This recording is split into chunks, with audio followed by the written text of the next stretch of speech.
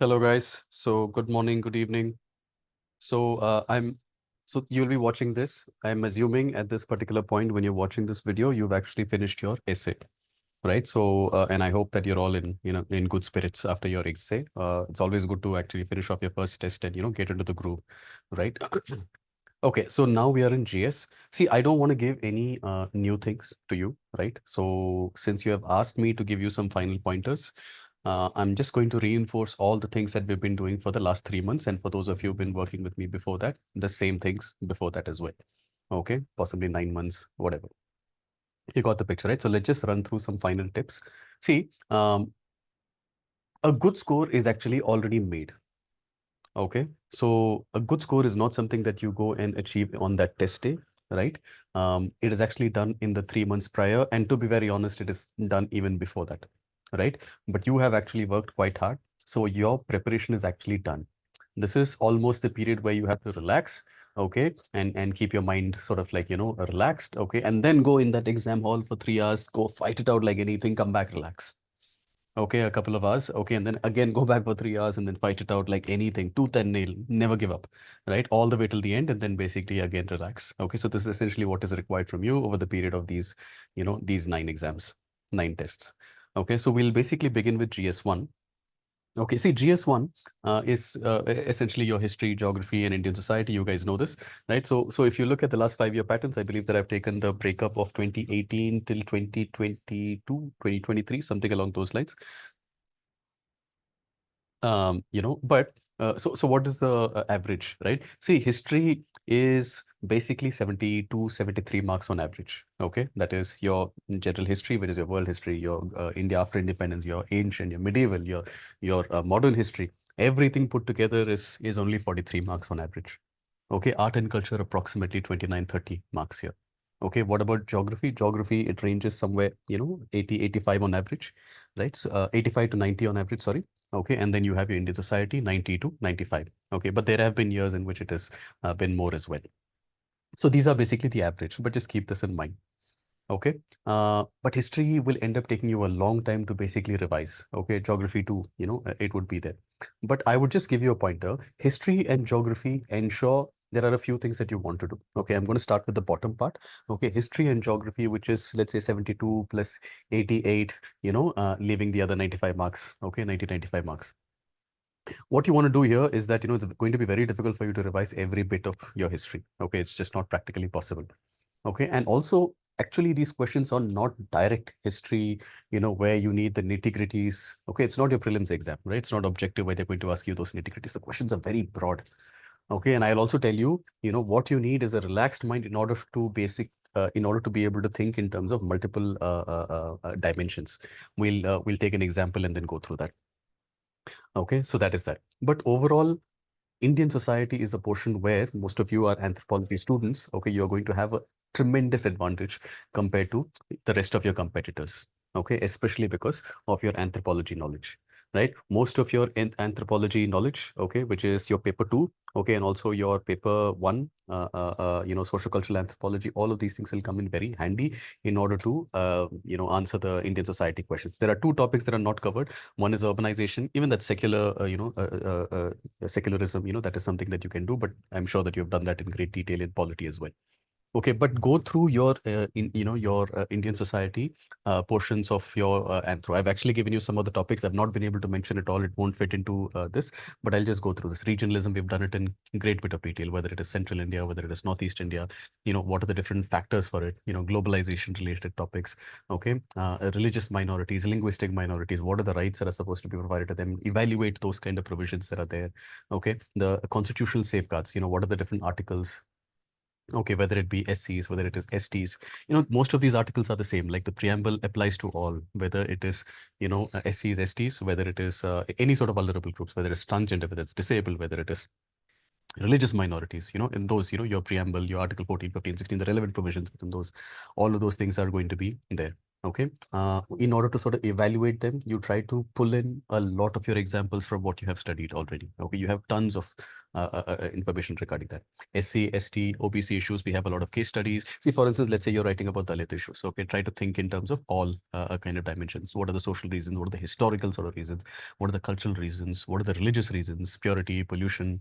Okay, you don't need to bring in Louis Dumont into this. Okay, but clearly the hierarchy is based on a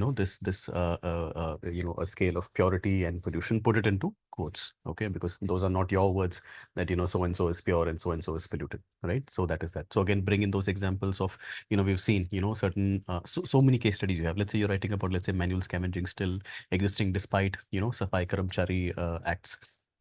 Okay, we have seen specific statistics to show ki X caste, Y caste, and Z caste in so and so place basically, still hold X thousand number of jobs in this, which is approximately so and so percentage of the jobs. Right? That is going to make a bigger sort of impact. Okay, so try to incorporate all those stats and examples. And we saw an example of a woman, panchayat president not being allowed to sit on the chair. Okay, when there was a chair, shortage.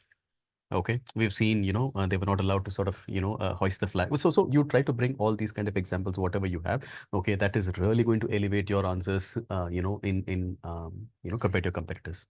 Okay, so these are all the components that you want to go through. See, apart from this, you also want to go through your social cultural anthro, especially, see, let's say there is a question about cultural diversity, multiculturalism.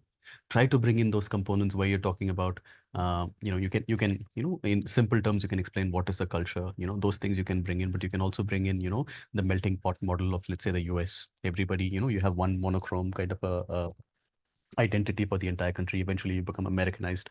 Now the same sort of model in India. Okay, everybody else is moving towards this kind of salad bowl kind of model, right? You can actually bring in assimilation versus integration, not isolation. Isolation becomes very specific to tribes. Okay, but assimilation or forced assimilation has happened in Australia.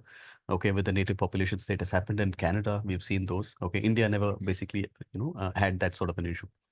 Okay, so hence very cultural diverse, for millennia. Right, so you can bring these sort of aspects into your answers. Okay, it really adds a lot of value. Okay, not the scholars exactly, but these terms, examples, all these things, concepts, these will help you to a great extent. So with regard to history, remember what you want to do in the exam hall. Again, we have practiced this to a great extent, right? Try to think, the questions are not very specific to X number of pages of your whichever source that you're studying. If I have revised that well, I would be able to answer that question. Actually, the questions are quite broad, right? So this is let's say this is a sample question. I think it's a PYQ theme. Okay, examine the various factors, okay, that contributed to the establishment of colonialism in India, right? So when you're looking at this kind of an answer, try to think in terms of the Skipal approach that we've done in the past, right? So social, cultural, economic, political, admin, legal, and so and so, right? So you can think of this. So in terms of what led to establishment of colonialism, it's very difficult. Where do I start? Okay, what all do I accommodate?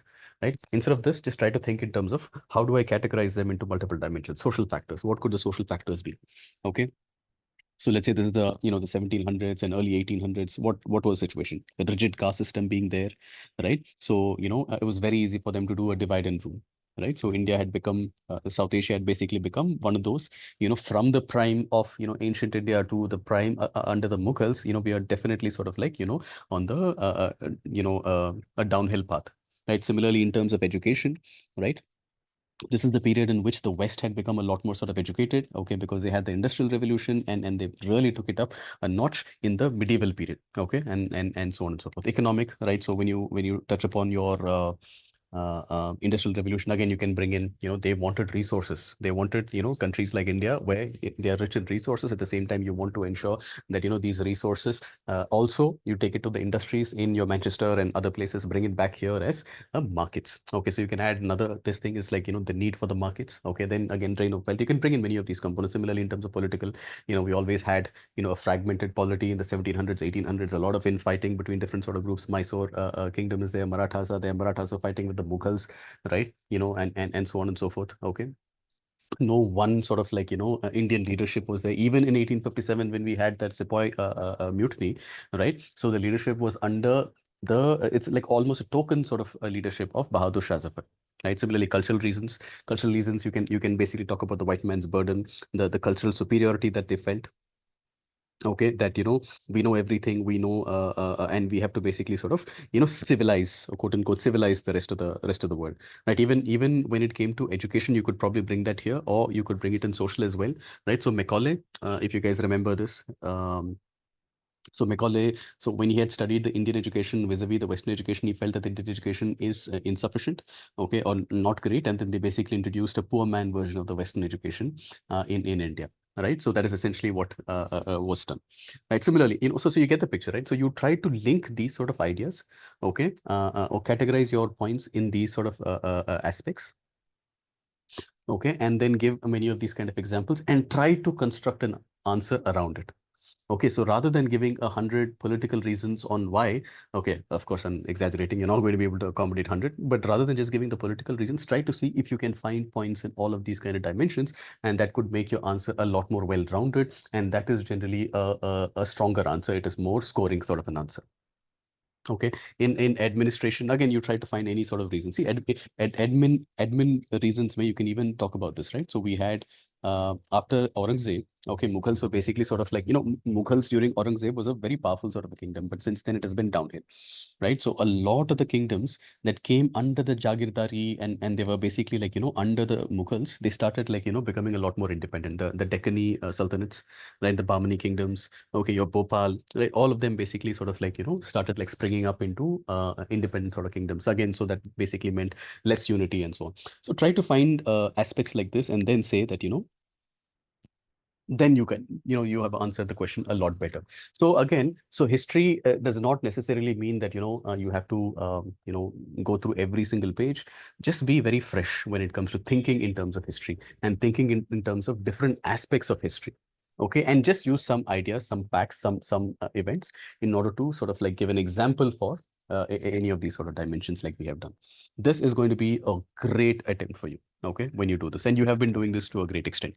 Okay, if you take a look at, let's say, geography based questions, even here, so if you look at this question, this is the first question in your last year's paper, I believe. Okay, so explain the role of geographical factors towards development of ancient India. Okay, so this is geography, this is part history, right? If you see this, how do you sort of like, even, this is not something that you're going to be studying. You're not going to be prepared for a question like this, but you have to trust yourself. Okay, you are, probably the most knowledgeable bunch of kids in this entire country for this entire week. Okay, after this week, I'm sure that, all the things that you have crammed, you're going to start forgetting them. Okay, it's not going to be. But today, this particular week, you're going to be the most knowledgeable version of yourself, and possibly the most knowledgeable group of kids in the country. Okay, if you don't know it, it's going to be very difficult for somebody else to know it. So with what you have, how about you try to sort of like, apply your mind and come out with this. See, when I see geographical factors, my mind basically goes to the islands and the forests and the rivers and the plains and the mountains and the plateaus and whatever, right? So whatever you have seen in that second chapter, physical geography. Okay, the same time, you have to basically connect it to how did this result in development of some aspects of ancient India. Okay, now for instance, if I take the aspect of rivers, now you just try to see, you may not be having a point for each and every one of these things, but once you categorize them, try to sort of like brainstorm here. So rivers, may you can basically mention that, Indus Valley civilization was the, the whole idea, right?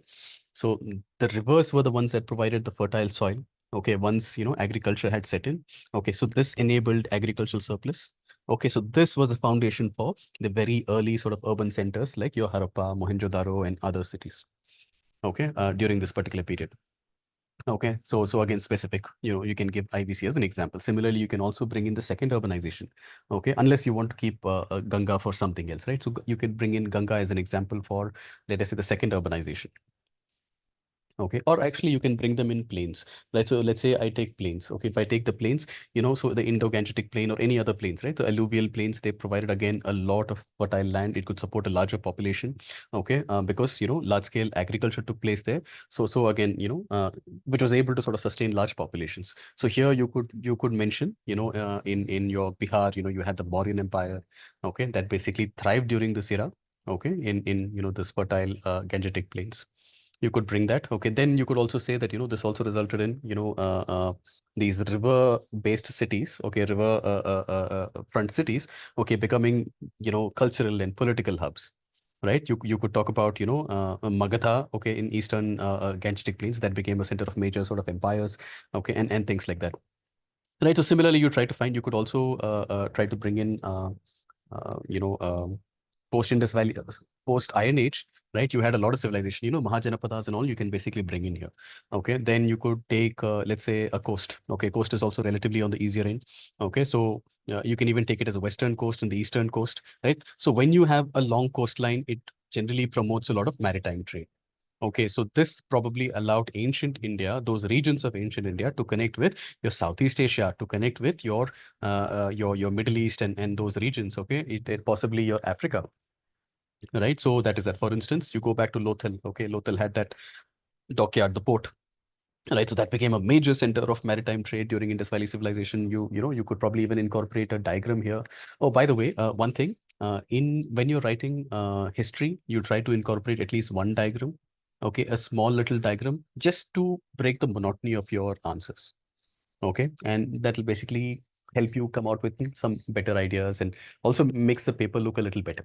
Okay, it's very difficult to just completely fill it out. Okay, it also takes up a little bit of space, so you could probably finish your paper a little quicker. Okay, but more on that later. Similarly, when it comes to geography, you want to have at least one diagram on every single page. You try it. Okay, that is something that you can do. Okay, so again, you can bring out some examples. For instance, if I talk about the eastern coast, you had the Cholas, that basically, I think it was Rajendra one, okay, who had gone on a conquest to Southeast Asia. You had the Pondicherry, mein you had Arikamedu, okay, Arantine ware, okay, 100 BC to 100 AD, right? Your NCRTs mein hai, right? So they basically had trade with the Roman Empire. Um, so you have all of these things. So you try to sort of categorize them like this. Broad questions are there, but using what you have, you try to sort of like craft the answers. So most of the answers, knowledge is already there. Now it's basically about like crafting in the exam hall, and then trying to sort of craft a good answer, putting an introduction, conclusion, and all of that. Right. Another question that is about, let's say, key. The reason why I've kept the second question is also try to go through your GS3. Right. We have written overall volume of answers that you guys have done, especially in these 2 to 3 months, is quite high compared to most students, right? And I think in most of September, like almost every day this month, you have written a test. Okay, you are really in the zone. Tomorrow is going to be just another day, right? So go back and also take a look at your environment answers, right? So whatever you have done for environment, there is a very good reason of, you could see these questions coming in different sort of papers. So you go through your environment related notes as well, climate change and water pollution, or all of these kind of things, because it will help you sort of generate points. See, let's say you take a question like this. How would you address this? Basically, they are asking you for the causes of freshwater crisis. In case you want to categorize, you can basically categorize them into, let's say, anthropogenic, man-made, and natural reasons. Or you could basically even go with availability related issues, and also access related issues. Or you could basically just categorize them in other ways, like, say, overuse, pollution, okay, climate change, depletion of groundwater, and so on. Okay, so let's say you have written about overuse. So you could basically take overuse in all, your primary, your secondary, and all of that. So in terms of agriculture, what happens? A good chunk of, I think 70% of the global fresh water ends up getting used in irrigation. Then mentioned, but a lot of the many parts of the world still use, flood irrigation. It is not har khet ko pani ke andar, your drip irrigation and um, whatever, the other more efficient sprinklers. It's not those, right? So you have so flood irrigation, so you have that. Again, you can basically say, water intensive crops are even grown in places like your Punjab, although wheat is more so there, but still, you have this. And we use almost 5,000 liters per 1 liter of that final output of rice.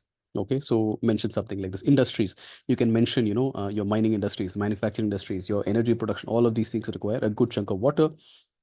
In fact, you can even link it to, RLC region. RLC region basically has a lot of, just see where exactly you could fit it in. Okay, but RLC is something that we have seen in prelims also, right?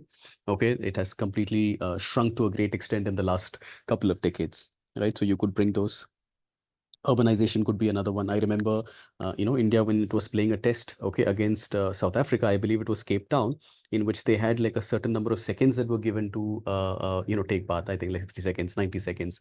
The pitches are not watered, right? So we had all of those things, right? So you could mention that. Or Niti Aayog's report basically says the most water stressed cities are basically the cities. And I remember this because, and this report, I believe, came out some 5, 6 years ago, but it mentioned all the cities in which I have lived. Okay, Chennai. Okay, Hyderabad. Okay, Delhi. okay, and also your Bangalore. Okay, I guess not lived, but I've been around in all of these cities, and all of these cities basically are extremely sort of having this issue of water related shortages. Okay. Mm.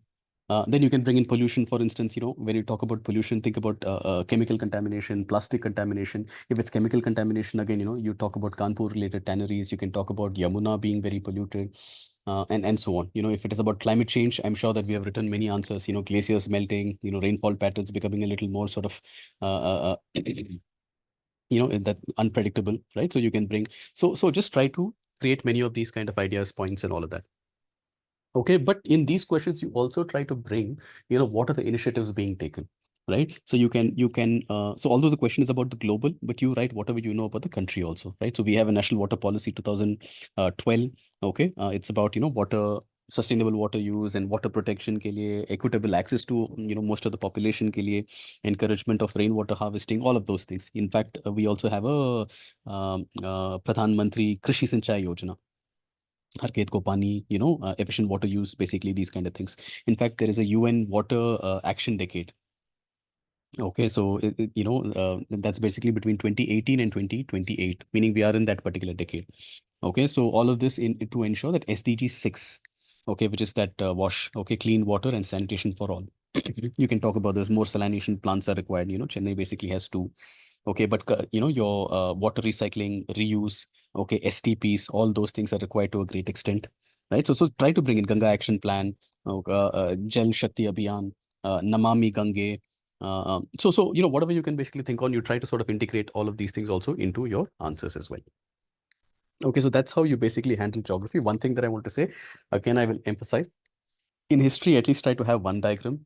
And I'm guessing that most of you are able to do this, because in the previous test that we had, the first question was about social reformers, and most of you have basically drawn a India map in which you have, mapped out. Okay, so you have Ayodhya Das and Periyar in Tamil Nadu, you have, let's say, Kelappan in Kerala, you have your Ishwar Chandra Vidyasagar, Raja Ram Mohan Roy in Bengal, Phule in Maharashtra, and so on and so forth. So these things basically add a little bit of value. Okay, it basically helps to break the monotony, and also helps you, present well. Okay, so you do that. But when it comes to geography, try to ensure that you have a sufficient number of diagrams. Okay, there will be some that you will find very relevant, some moderately relevant, some you will find it difficult to see what could be relevant there. But again, use your best judgment.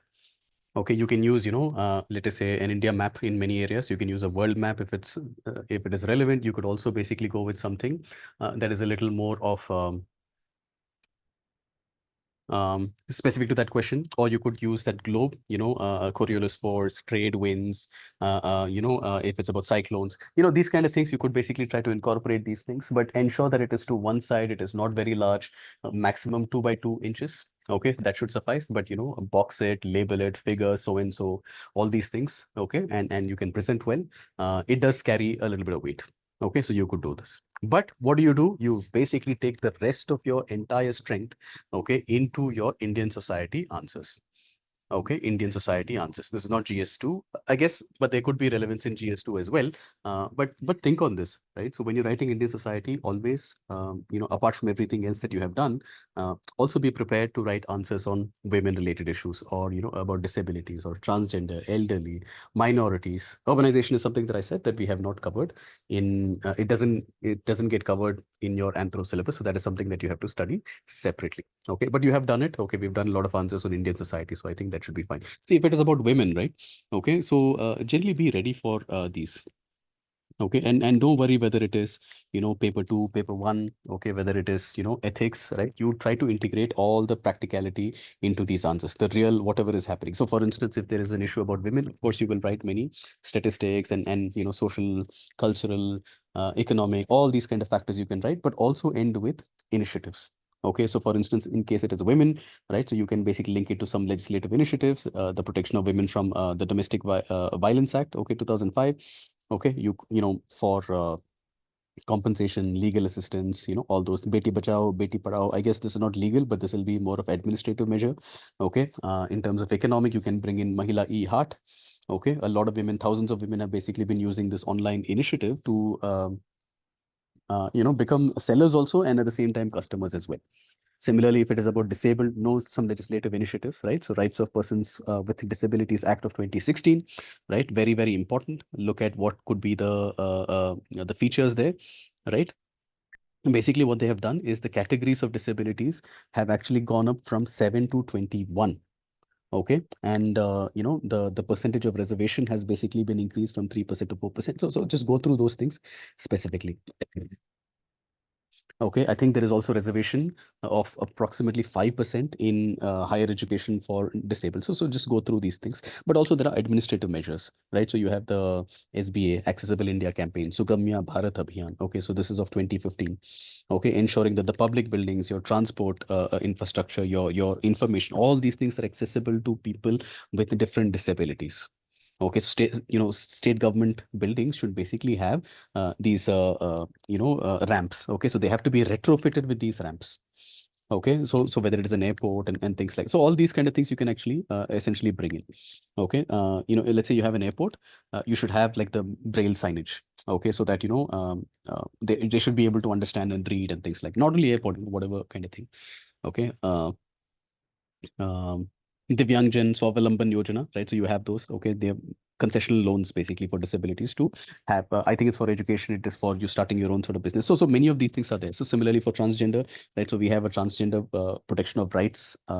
Just go through it. Okay, so basically, what do we have here? Do we have? I think Kerala has a specific policy for it. Okay, we have a particular act for it.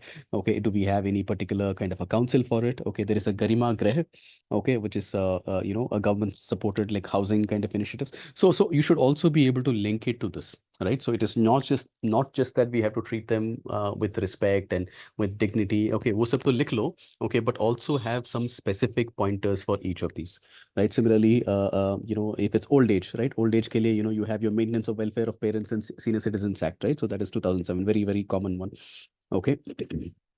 So, and what is it for? Senior citizens, will get some sort of monthly maintenance, okay, up to, it's a nominal number, I think, 1,000 or something like that. But that is there. Administrative initiatives wise, you have your national program for healthcare for the elderly. You have IGNO apps, okay, which is your Indira Gandhi National Old Age Pension Scheme. Okay, it just a cross check if that is still around. Okay, so basically, it's a monthly pension to senior citizens who are above 60 years. Okay, and provided they fall below the poverty line, and so on. Similarly, minorities, you have a whole ministry for it. There is a National Commission for Minorities Act that is there. And that basically is for your religious minorities also, linguistic minorities also. Okay, they're supposed to intervene in cases where any of those rights are violated. Okay, they also basically get to advise on the policy measures that should be right. So there is a Pradhan Mantri. I think there's a Nai Manzil scheme. There is a just go through all of these, right? So you should have sufficient number of these points, so that you can use them. Okay, especially the minorities ministry ke liye, you just see.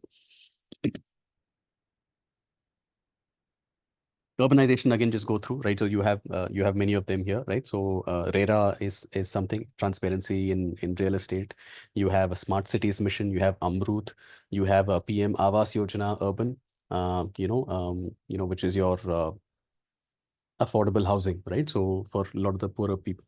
So these kind of things also will add a lot of value to your answers, even in GS1, GS2, GS3, right? It is easy because poverty can be asked in any of your, these papers. In fact, it can even be used in your ethics paper.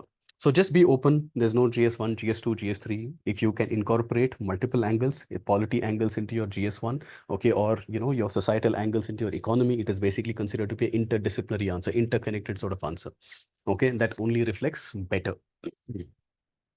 So that is that. So generate these points and be able to incorporate them. You know all of these things, right? So just about like now do you know exactly these that I have given you? Need not be, but if you can remember something else for the women, great. Okay, you just need a few, right? You are working under time constraint and space constraint. So whatever you have, you cannot go with everything, right? So just try to use that. Similarly, one more thing that I would say is try to add constitutional articles, especially for these groups, whichever it is, right? So for instance, if it's women, right, you can basically connect it to, let's say, Article 39A, right? So men and women should be paid equally, right? Or they have the right to adequate means of livelihood. Okay, 39D, I believe 39D is for equal pay for men and women, right? Then you have your Article 42. Okay, you can link it to Article 46, education and economic interests of most backward groups. Okay, although it's particularly for the SCs and STs, but you can use them. Okay, you have Article 47 for better health. You have Article 51AE, which is for duty of a citizen, the fundamental duty. Basically, it's a fundamental duty of a citizen to renounce any practice that is derogatory to the honor and dignity of women, right? So all of these things can also be incorporated into your answers as well, and likewise for the others, right? So this is something that you can bring in the introduction, you can bring it in the conclusion, you could bring it to the body. Okay, you can be creative as much as you want, but these are all the sort of like weapons in your armory. Okay, you have plenty. Okay, now it is just about how do you use it. Overall, I just want to give the final tips. Okay, this is just a reminder again of what you've been going through. See, in September, you have written quite a bit, right? So you have been able to, most likely, all of you have been able to sort of complete the paper, okay, just about, in time, which is a huge achievement in well, it's a lot. Okay, you are able to do this, but when you go to the exam hall, remember this, it is a little harder to complete the paper in the exam hall. Okay, because regardless of how strictly you've been doing it, okay, exam hall is a lot more stressful than your room, your library, your home, okay, wherever you have it. You're not sitting with your competitors, okay, and other students. Okay, it's not the most comfortable of seats, although they've gotten quite better. Okay, in the last half an hour you will have somebody basically telling you 30 minutes only, 25 minutes only, 20 minutes only, right? So that basically sort of starts messing with your head, right? And you'll not be able to brainstorm enough, so it's a little harder. So take time as a important aspect. Okay, so that is that. Overall, in terms of time, I think most of you are basically starting with the 15 markers, then going into the 10 markers, right? So regardless of which is your approach, you have specific sort of cutoffs for your time, right? You do not want to see, let's write for 2 hours. Okay. Generally, I'm not in much of a trouble with regard to the time. Okay. So I will write for 2 hours and then I will see whether I'm ahead, if I'm behind. You actually have these targets and ensure that the very first target that you have, you are able to attain this at any cost. Okay, if you can attain this by 9:55, okay, trust me, the rest of the three is going to be something because you have already picked up that speed. Okay, one way to do this thing is speed writing before you go into that exam hall. Okay, try to write a certain number of pages. Okay, get your mind to sort of warm up, get your hands, your tendons, your muscles, your bones, all these to warm up. Okay, your wrist, your forearms, everything to warm up before you go into that exam hall. Okay, so you're ready to go. Okay. See, one more thing that I would say is that, the value addition documents that have been provided to you, okay, go through them, revise them. You have used them multiple times. So it is a lot easier to go through and be able to reproduce them. Okay. So I think that will add a lot of value. I think this could probably be very important for you. And last, see, with regard to the scores, right?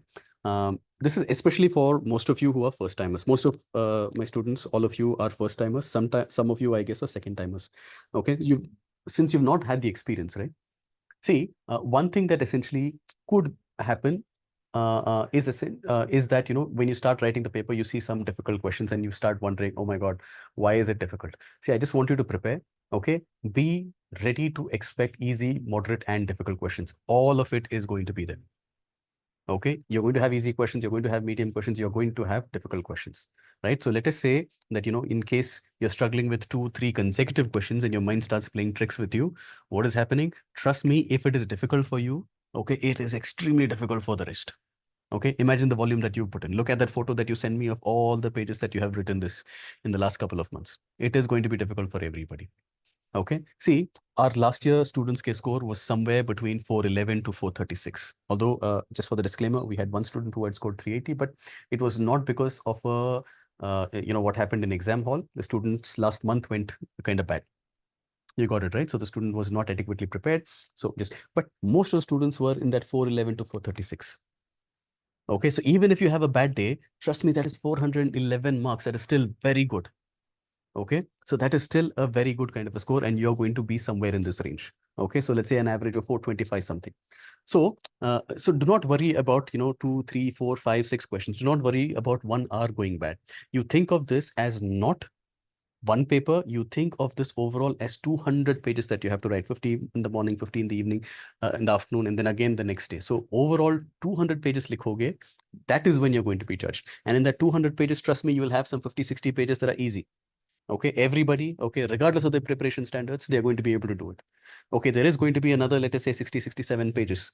Okay, another 1/3, that is something that you have that ability to sort of like, link things that you have studied. Okay, just you have to sort of like, tweak them around and so on and so forth. But then there are also going to be 67 pages that are going to be difficult for you. Okay, it is meant to be difficult, right? Regardless, even if anybody has studied for 5 years, 6 years, 10 years, 15 years, 20 years, can somebody solve all the questions in prelims? It is not the same thing, but you will still be able to solve it, but not with the same level of comfort. Okay, so be mentally prepared. Okay, if that is your expectation, if you're able to handle, 60 something, 70 pages approximately, easy question, 70 pages somewhere, a little more moderate, requires a little more effort from you, and another 70 which really drains you. Okay, it's part of the game. Okay, be prepared. If you're not finding those difficult questions, great, it is a bonus, right? But you do not want to be thinking that how come I'm not able to generate points. Okay, it is going to be there. It's going to be a lot harder for approximately 60 to 70 pages, and that was the case the previous year, and the case the previous year, and the case every year. You got it right, and despite that, you have 411 to 436. That's the range. The year before this, okay, 2022, it was 407 to 434. Okay, so even if you have a bad day, okay, this looks like your bad day. There is it's not too bad, right? It's not bad at all, right? So now it's just that you have to go there and be able to fight it out. You got the picture, right? So only thing that is required from your end is to a great extent try to be able to do this without compromising at the very end. Okay, if you can handle that particular challenge, I think you're good to go. Okay, then comes your anthro. Okay, that then comes your optional, and in your optional, you know that you have at least 40, 60, 80 marks, more than many. Okay, but yahan pe just go and fight it out to the best of your abilities. Okay, all 12 hours, every single 12, every single minute of those 12 hours, right? So all the very best. I'll give you some pointers for GS, 2 and other things in another video. All the best, guys.